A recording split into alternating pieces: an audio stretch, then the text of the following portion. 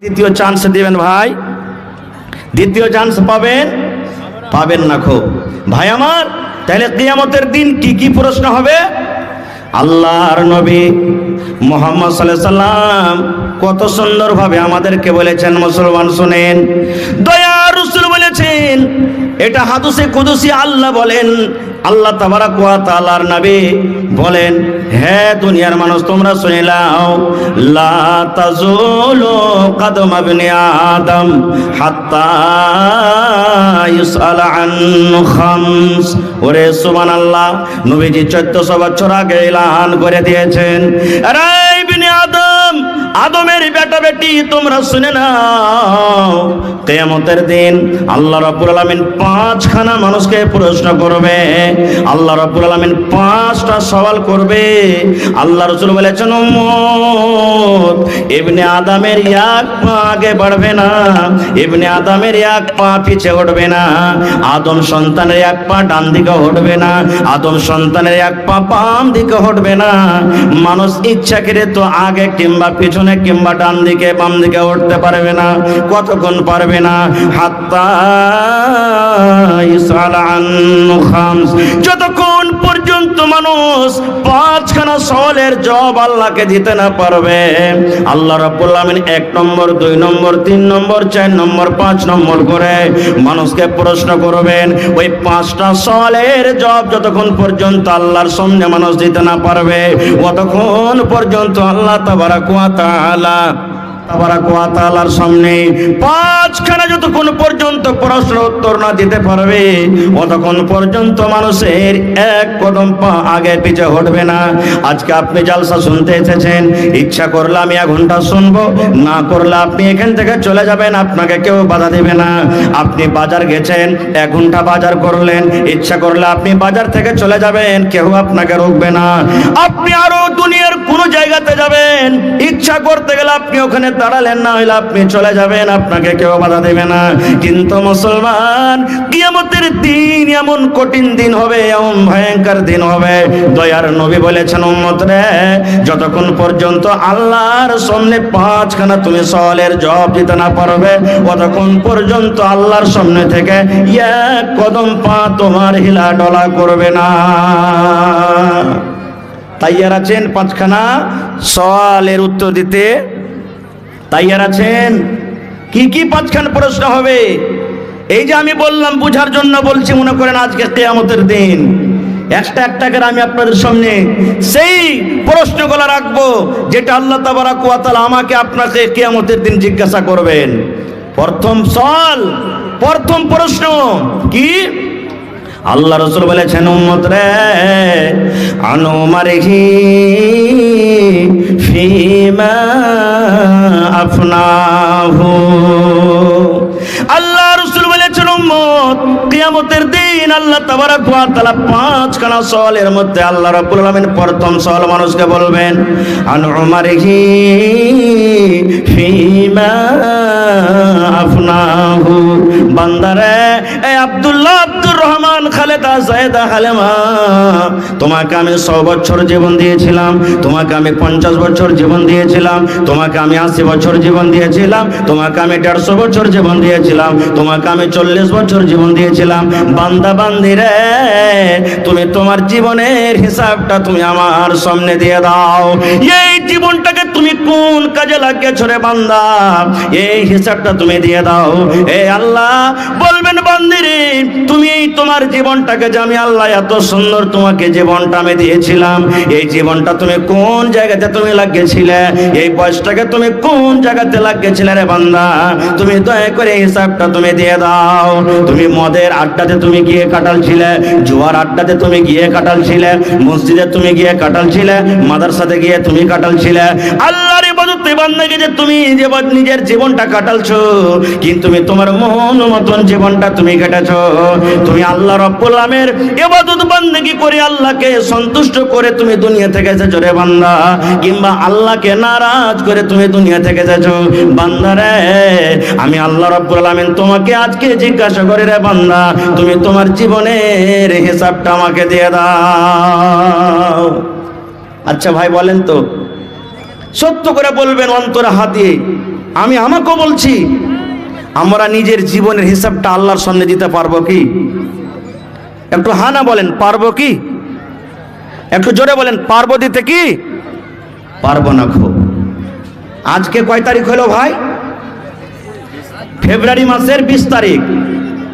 গোটা জীবনের হিসাব ধরে রে বন্ধু, আজকে যদি আপনি আমাকে বলেন আর আমি যদি আপনাকে বলি, ও নানা দাদা গোটা জীবনের হিসাব ছেড়ে দেন, 1 তারিখ থেকে নিয়ে আজকে 20 ফেব্রুয়ারি হয়ে গেল, এই 20 তারিখের মধ্যে কতটুকু আপনি নামাজ পড়লেন, কতটুকু রোজা রাখলেন, কতটি আপনি তেলাওয়াত করলেন, কতটি আপনি গান শুনলেন, কত আপনি দিনের কাজ করলেন, কতটি আপনি দিন থেকে দূরের কাজ করলেন, এই 20 দিনের হিসাবটা দিয়ে দাও। আমার মনে হয় কোনো আমার এমন বন্ধু, কোনো এমন মা খালা দাদি দুনিয়াতে নাই যে 20 দিনের হিসাবটা পূর্ণভাবে আমরা দিতে পারবো। পারবো না। একটা ঘটনা বলি আপনাদের সামনে। একটা বয়স্ক মানুষ, 80 বছর 90 বছরকার লোক, শরীর অসুস্থ, হসপিটালে গেছেন। যারা এমার্জেন্সি পেশেন্ট থাকছে তারাকে আইসিইউতে ভর্তি করে, শ্বাস নিতে অসুবিধা, শ্বাস নিতে পারে না, তখন ওকে আইসিইউতে ভর্তি করে, নাকে অক্সিজেন লাগা হয়। এটা জানছেন আপনারা না? করোনার টাইমে অক্সিজেন খুঁজে পাওয়া যাচ্ছিল না খুব। তো যারা আইসিইউতে ভর্তি থাকে ওর বিল বেশি, টাকা বেশি বনে, ওখানে এমার্জেন্সি পেশেন্টকে রাখা হয়। এক 80 বছরকার বুড়া, ওকে ইমার্জেন্সি পেশেন্ট, শ্বাস নিতে অসুবিধা, শ্বাস নিতে পারে না, আইসিইউতে ভর্তি করে রেখেছে। ধরেন আজকে বেলা 4টার সময়তে ঢুকলো, ঠিক সকালবেলা 8টাতে ওকে বের করে দেওয়া হলো, বাবজি আপনি এখন ভালো হয়ে গেছেন, আপনি এখন বাড়ি যেতে পারেন, ডাক্তার সাহেব ছুটি দিয়ে দিলেন। এবার ওই বয়স্ক লোকটা বলছেন, পেশেন্ট, ডাক্তার বাবু আমার বিল কত বললো? এবার ডাক্তার সাহেব বলছেন যে বাবজি এই আইসিইউ একটু, এই হসপিটালের চার্জটা একটু কড়া, তো আপনি 4টাতে ঢুকেছেন, আজকে সকাল 8টাতে বের হলেন, তো মোটামুটি 12,000 টাকা দিলে আপনার হয়ে যাবে। এবারে যেমনই কথাটা শোনা, ওই বুড়া লোকটার চোখ দিয়ে পানি ঝরতে শুরু হয়েছে, কাঁদতে শুরু হয়েছে, কাঁদতে কাঁদতে দাড়ি দিয়ে পানি ঝরতে শুরু হয়েছে। এবার ডাক্তার সাহেব বলছেন, বাবজি আপনি কি টাকা দিতে পারবেন না? গরিব মানুষ বলে আপনি কাঁদছেন, আপনার ফিসটা বেশি হয়ে গেছে নাকি? যান 2,000 টাকা মাফ করে দিলাম, 10,000 টাকা আপনি দেন। এরে আমার মুসলমান ভাইরা শুনেন, যখন কথাটা শুনলেন ওই 80 বছর বয়সের বুড়া এইবারে ডাক্তারকে বলছেন, ডাক্তার সাহেব আমার ফিস বেশি হয়নি, আল্লাহ রাব্বুল আমিন আমাকে মাল দিয়েছেন, টাকা দিয়েছেন, আমার কাছে মাল আছে, টাকা আছে, আমি আপনার এই ফিস আদায় করতে পারবো। এইবারে ডাক্তার বলছেন, তবে কেন কাঁদছেন, আপনার চোখে কেন পানি ঝরে? এইবারে ওই বয়স্ক মানুষটা বলছেন, ডাক্তার সাহেব এই জন্য আমি কান্দি, এই জন্য আমার চোখ দিয়ে পানি ঝরে, আজকে সামান্য একটা অক্সিজেন নিতে আমার অসুবিধা হচ্ছিল, শ্বাসটা নেওয়ার জন্য আমি আপনার হসপিটালে এসেছি, অক্সিজেন আমার লাগিয়ে রাখলেন, এই 8 ঘন্টা 10 ঘন্টা 12 ঘন্টা আপনার হসপিটালে আমি থাকলাম, সামান্য এই শ্বাসের মেশিনটা আমার নাকে আপনি লাগিয়ে রাখলেন, মুখে লাগিয়ে রাখলেন, তার যদি 12,000 টাকা হয়, এই 12 ঘন্টা 14 ঘন্টাতে যদি আমাকে শুধু শ্বাসের হিসাবটা দিতে 12,000 টাকা আদায় করতে হয়। ডাক্তার সাহেব যেদিন থেকে আমি দুনিয়াতে জন্ম নিয়েছি, যেদিন থেকে আমি দুনিয়াতে এসেছি, সেদিন থেকে নিয়ে আজকে আমার বয়স 80 বছর হয়ে গেল। আরে দুনিয়াতে আমি 80 বছর সময় কাটিয়ে দিলাম, কোনদিন আল্লাহ রাব্বুল আমিন আমার কাছে 1 টাকা চাইনি। কত আমি দুনিয়াতে অক্সিজেন নিয়েছি, আমি আল্লাহর দেওয়া অক্সিজেন ভিতরে নিয়েছি, কোনদিন আল্লাহ রাব্বুল আমিন আমার কাছে 1 টাকা চাইনি। ডাক্তার বাবু হাতের হিসাব থাক, পায়ের হিসাব থাক, চোখের হিসাব থাক, গোটা বডির হিসাব থাক, আল্লাহ রাব্বুল আলামিন যদি কিয়ামতের দিন আমাকে একটাই প্রশ্ন করে, বান্দারে আমি তোমাকে 80 বছর বয়স দিয়েছিলাম রে বান্দা, এই 80 বছর বয়সে তুমি আমার অক্সিজেন নিয়েছো, এই 80 বছর বয়সে তোমাকে দুনিয়াতে আমি অক্সিজেন দিয়েছিলাম, শুধু এই 80 বছর বয়সের তুমি অক্সিজেনের হিসাবটা দিয়ে দাও। ডাক্তার বাবু যদি আমাকে এক রাতে 12,000 টাকা আদায় করতে হয়, তাহলে 80,000টা 80 বছর বয়সে আল্লাহ রাব্বুল আলামিনের সামনে কত টাকা আমাকে আদায় করতে হবে।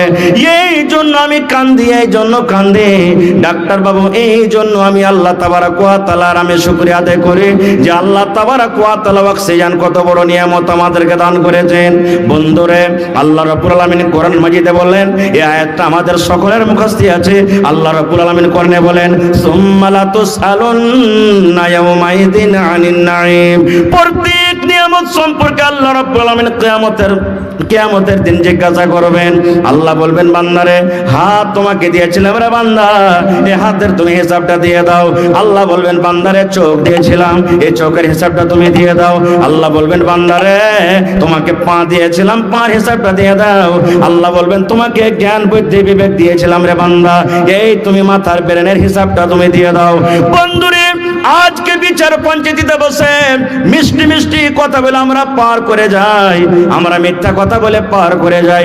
মৌলানার সামনে মিথ্যা কথা বলে দিই, কোর্টে যায় মিথ্যা কথা বলে দিই, আদালতে আমরা মিথ্যা কথা বলে দিই, বিচারে বসে মিথ্যা কথা বলে দিই, মণ্ডলের সামনে মিথ্যা কথা বলে দিই। কিন্তু আল্লাহ রাব্বুল আলামিন করে বলেন, আল ইয়াউমা নাখতিমু আলা আফওয়াহিহিম ওয়া তুকাল্লিমুনা আইদিহিম ওয়া তাশহাদু আরজুলুহুম বিমা কানু ইয়াকসিবুন। বাচ্চা যখন দুধ পান করে, ছোট বাচ্চা থাকে, গরু ভুষের বাচ্চা যেন ছুটে দুধ না খেলে মায়ের, আমরা মুখে কি লাগিয়ে রাখি ভাই বলেন তো? টুনি। কি বলেন আপনারা? টুনি না বলছেন? ফসল চারিদিকে লেগে আছে, আপনি মধ্যখানে হাল বাইবেন, যেই গরুটা যেই মহিষটা ফসলের লাইনে থাকবে ওর মুখে আপনি টুনি দেন কেন? ওই গরুটা ওই মহিষটা যেন ফসল না খেয়ে লাই। তাই আল্লাহ রাব্বুল আলামিন ঠিক মানুষের যখন প্রশ্ন করবেন, এই মুখখান দিয়ে মিথ্যা মিথ্যা কথা বলবে মানুষ, আর এটাই মনে করবে কিয়ামতের দিন আজকে দুনিয়ার মতো দিন মনে করবে। আদালতে যেমন মিথ্যা কথা বলে পার হয়ে গেছে, বিচারে বসে যেমন মিথ্যা কথা বলে পার হয়ে গেছে, আল্লাহর সামনে এখন মিথ্যা কথা বলে পার হয়ে যাব। তখন আল্লাহ রাব্বুল আলামিন কি করবেন? আল ইয়াউমা নাখতিমু আলা আফওয়াহিহিম, আল্লাহ রাব্বুল আলামিন তার মুখে টুনি লাগিয়ে দেবেন, আল্লাহ তার মুখে মোহর লাগিয়ে দেবেন। এবার বলবেন, মাওলানা মুখে যদি টুনি লেগে যায়, মুখে যদি মোহর লেগে যায়, তাহলে কথা কেমন করে বলবে? আল্লাহ বলেন, বান্দারে তোমার কথা বলবে হাতে, হাতে কথা বলবে, হাত কথা বলবে, হাতে কথা বলবে। কেমন করে কথা বলবে? আল্লাহ রাব্বুল আলামিন আজকে হাতে কথা বলার তৌফিক দেননি, হাত কথা বলতে পারে না। আজকে যেমন মুখকে আল্লাহ রাব্বুল আলামিন তৌফিক দিয়েছেন মুখ কথা বলে, এই মতো কিয়ামতের দিন আল্লাহ মুখে মোহর লাগিয়ে দেবেন। আল্লাহ হাতকে বলবেন, হাতরে বল দুনিয়াতে তুই কি করেছিলি? হাত পটপট পটপট করে দুনিয়াতে যা করেছে সব বলে দিবে। আর মুখ কি বলবে জানেন? মুখে তো মোহর লাগা আছে। হাত যখন কথা বলবে, আল্লাহ আমার দ্বারাতে মাল চুরি করেছিল, অপারকে আল্লাহ মেরেছিল, অপারের সাথে এরকম করেছিল, যখন হাত পটপট পটপট করে কথা বলবে, ওয়াতাশহাদু আরজুলুহুম, আর পা গাওয়া দিয়ে দিবে। আল্লাহ হাত যা বলছে ঠিক বলছে, আল্লাহ হাত যা বলছে ঠিক বলছে, যখন গাওয়া দিয়ে দিবে, বিমা কানু ইয়াকসিবুন, দুনিয়াতে আমরা যা কিছু করব। তখন মুখ কি বলবে জানেন?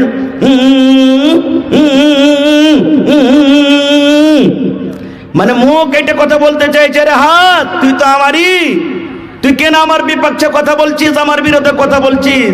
এরে পা তুই কেন গাওয়া দিচ্ছিস, সাক্ষ্য দিচ্ছিস তুই যে আমারই? বন্ধুরে, যেই মেয়ের জন্য, যে ছেলের জন্য, যে বিবির জন্য, যে দুনিয়াদারিতে পড়ে আমরা সব কিছু ভুলে থাকি, সেই মেয়ে ছেলে দূরের কথা, নিজের হাত পা খান্টা চোটাও নিজের হবে না। তাহলে বন্ধুগণ, কিয়ামতের দিন প্রথম সওয়াল আল্লাহ তাবারক ওয়া তাআলা করবেন, বান্দা তুমি তোমার জীবনের হিসাবটা দিয়ে দাও। 2 নম্বরে আল্লাহ রাসূল সাল্লাল্লাহু আলাইহি ওয়াসাল্লাম বলেছেন, আল্লাহ তাবারক ওয়া তাআলা 2 নম্বরে বান্দাকে বলবেন, ওয়া আন শাবাবিহি ফিমা আবলাহু, আল্লাহ বলবেন, বান্দারে তুমি জীবনের হিসাব দিতে পারলে না রে বান্দা। তুমি 60 বছর তোমাকে জীবন দিয়েছিলাম, 80 বছর তোমাকে জীবন দিয়েছিলাম, তোমাকে 100 বছর জীবন দিয়েছিলাম রে বান্দা, তুমি জীবনের হিসাবটা দিতে পারলে না। বান্দারে তুমি তোমার জীবন কালের হিসাবটা দিয়ে দাও। এই যে আমি আল্লাহ রাব্বুল আমিন 20 থেকে নিয়ে 40 বছরকার